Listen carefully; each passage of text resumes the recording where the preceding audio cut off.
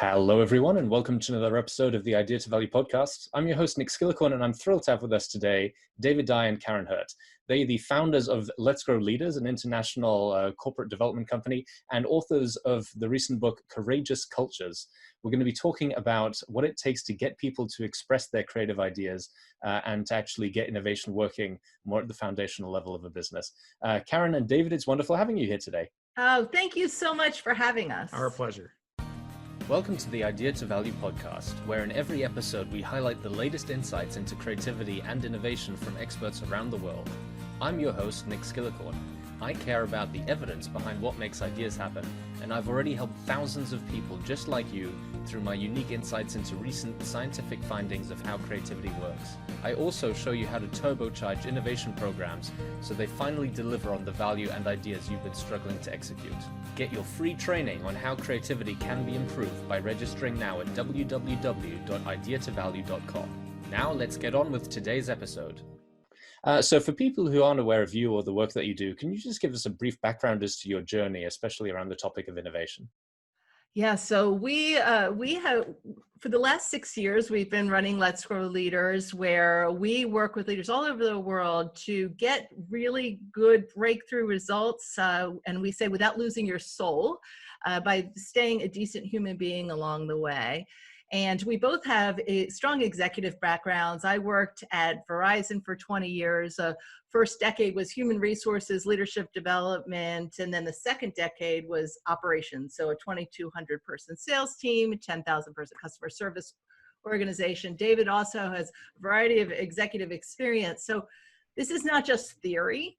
Everything that we do is very focused on really practical tools and techniques. And yes, my executive work was in the human service industry, and I worked in nonprofit organizations and helped replicate and grow them around the United States. And one of the things that I discovered there was the passion for helping leaders become the best version of themselves. And particularly in these industries where influence sometimes it's your main currency and you don't have some of the other advantages that for-profit businesses might have. And as we got to working together, we discovered that from Fortune 50 to NPOs, the human stories of leadership and getting results without sacrificing your humanity and building courageous cultures where people consistently contribute their ideas are consistent. And these principles are things that we're very passionate about sharing because we know both the pain and the joy that comes with being able to do these things. Yeah, so we met because we were both writing in the leadership space, and we wrote our first book, which was called Winning Well, where David was living in Colorado, I was living here. So we wrote the entire book 3,000 miles apart, then realized after it was written that we had fallen in love along the way. So we merged our businesses together, we've got married, and so now we have a partnership that really works well to support our clients. Oh, it's always wonderful to see two people sort of really finding a new way to innovate separately and then bringing it all together. So speaking about the way that you guys work together, you mentioned that your concepts around innovating without selling your soul or without sort of losing that soul aspect. What do you mean by that? That's a great question. So when we're talking about leaders losing their soul or sacrificing their humanity, what we have seen over and over again is the frustration that sets in when leaders are trying to achieve results and they care passionately about what they're doing, but they don't necessarily have the tools to do it in an effective way. And so they'll push really hard and end up using people, or they'll try to be liked and at the expense of getting results. And either of those lead to frustration, burnout, bitterness, isolation, and distancing from your team. And so it's those sorts of things that contribute to, in the past couple of years, you've seen some of these surveys and research that talk about the rates of disengagement among managers and leaders, 2/3 in some cases of managers and leaders who are not engaged with their work. And if they're not engaged, what does that say for their teams? That's going to be difficult to overcome. So that's where our passion for practical leadership tools that you can use day to day that are going to help both get the results, to help your team foster their creativity and cultivate curiosity and all the things that we do. That's where it comes from. Now, we were speaking a bit before we started the recording the podcast. You mentioned you'd done some interesting research, which had some quite fascinating results around what this engagement aspect has an impact on innovation and disengagement as well. Yes, so our research was really triggered because we were finding consistently with our clients that as we were going into work with the most senior levels of the organization, we would hear things like, why don't people speak up? Why don't people innovate? Why am I the only one who finds these best practices? And then we would be working at the front line and we would hear things like, nobody wants my ideas. Management operates like this is the way they've always done it. Nothing ever happens with my ideas. We thought, are you working for the same company? So we partnered with the University of North Colorado to get underneath when people have ideas and they're not speaking up, what were the top 5 reasons? Yeah, so a couple of the results that came out of that work were, one is that people just aren't being asked. And was it 49% of the respondents said, I'm just not asked regularly for ideas, which is shocking when you think about the world we live in and how much need there is and are for those ideas. Just over two thirds of respondents said that their manager operates on that principle of it. This is the way we've always done it, and so it's the way we're going to continue to do it. And, others felt that, gosh, if I were to contribute an idea, it's not going to be taken seriously. Yeah, so half of the respondents said nothing will ever happen with my idea. And then 40% said they lacked the confidence to share their ideas. And that lack of confidence comes from 2 places. Some of the time it's people saying, I had a bad experience in the past and I brought forward an idea and I had a toxic boss or I got in trouble. So because of that past, it's just easier to play it safe and just keep my head down and do my work. Another reason that we found is that people didn't know how to articulate their ideas or bring them forward well. So they were bringing half-baked ideas or not thought through ideas. And so they were too overly emotional. So they weren't taken seriously. So one of the things that we've really found is you need to operate at both levels. You've got to teach senior leaders how to proactively go out and ask for ideas more than just saying, hey, I have an open door. And then you have to train your more junior people of how do they vet their ideas and how do they present them in a way that are more likely to be heard. And if you can tackle the challenge from both sides, that's where the real magic seems to occur. So let's talk about those 2 sides and the way that companies can actually improve their innovation success rate. The first part from the top down, when you take the results of these surveys to the leadership teams, what's their reaction usually?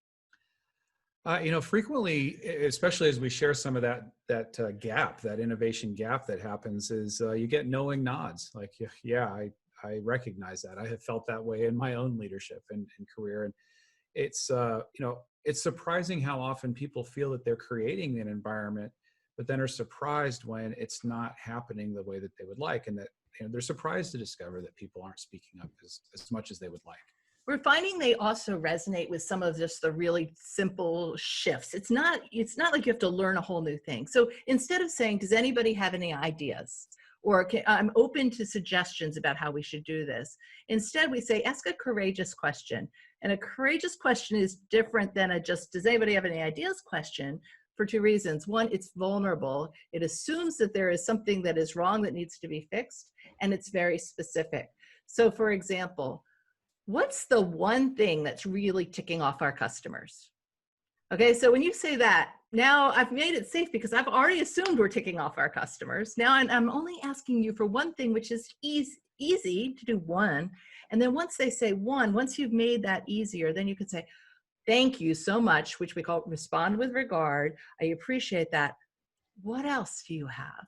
And just that simple shift can really make a difference. So like a courageous question is one aspect.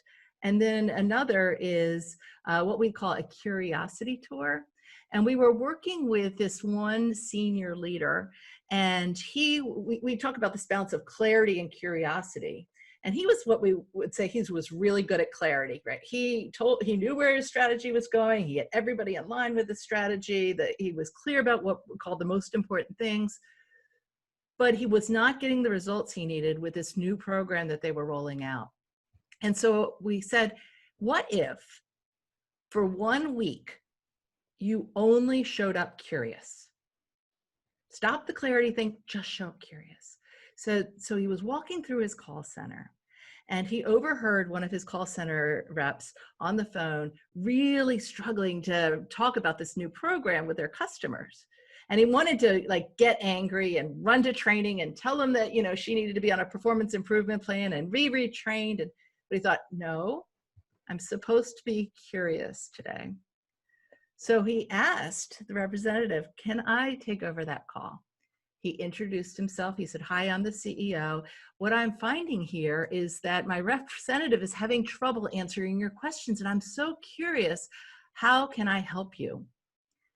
And once he got talking to the customer, he realized a couple of things. One, there were questions the customer was asking that he didn't even know the answers to. They hadn't thought all those things through. And certainly they hadn't trained people to be able to talk through those things. And he thought, if I can't answer this customer's question, we're not ready. And he was like, thank goodness I just showed up curious. So that's just, these aren't big changes. These are just little things. It's a subtle shift, but it has big results. And the shift is from permission to intentional invitation. And so what we mean by that is, you know, you're asking about how do leaders respond? Well, many will say, well, but I've got an open door. And I tell people that all the time, you got to bring it. There's a difference between saying I've got an open door and hoping that those ideas will walk in, and actively going out and seeking what it is you're after. So if you've got a strategic initiative and you need some creativity around it, be asking for it. Use the curiosity tours, use the courageous questions, and you're much more likely to get what you're looking for. So that's a couple of ways that the leadership level can improve the success rate. What about from the bottom up, the people on the shop front, on the floor of the business, actually doing the operations? There seemed to be a lot of frustration in the answers that you gave from the surveys. What can be done to help them actually become more part of the idea development in businesses? Definitely. So two things. A couple of it from leadership level, and then the coming together aspect. First is, as leaders are asking, clarify where you need great ideas. If you can help people know where to be thinking, that makes it much more likely that you'll be able to do something with the ideas they do share. And then that reinforces, hey, they're doing something with what I shared, so it's more meaningful to them.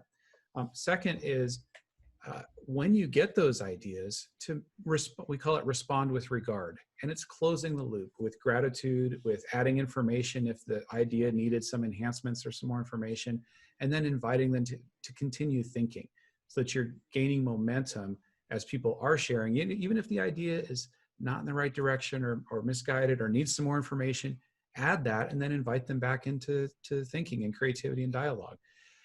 One of the things that we encountered along those lines with a large financial organization that we were doing some work with is they had a very sophisticated way for everybody in the organization at every level to contribute ideas.